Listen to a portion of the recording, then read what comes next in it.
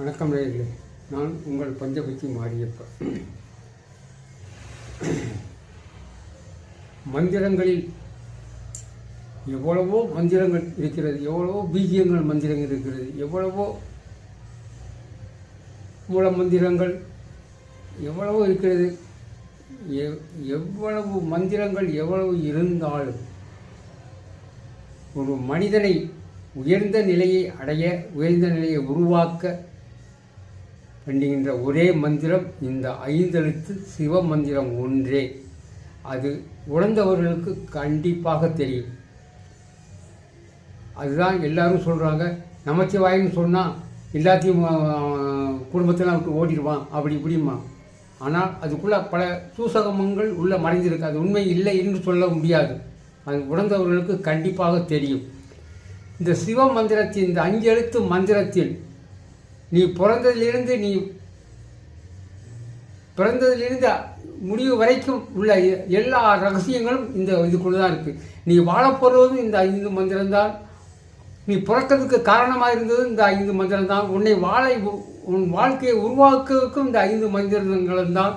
உன் வாழ்க்கையை சீராக அமைப்பதற்கு உறுதுணையாக இருப்பதும் இந்த சிவ மந்திரம்தான்.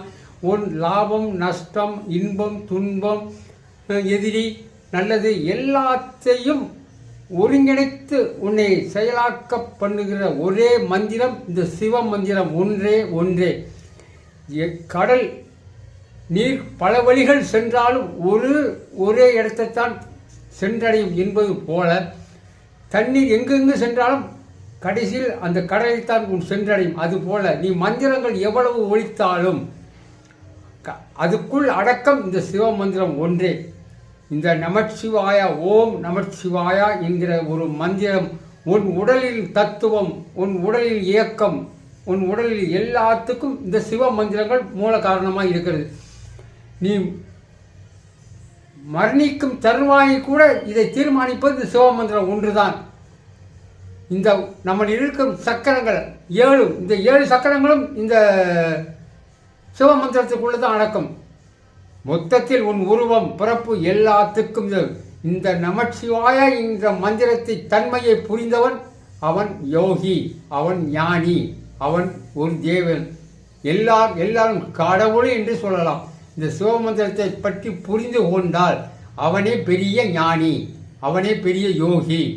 இதுதான் உண்மை. ஓம் நமச்சிவாய, சிவாய நம.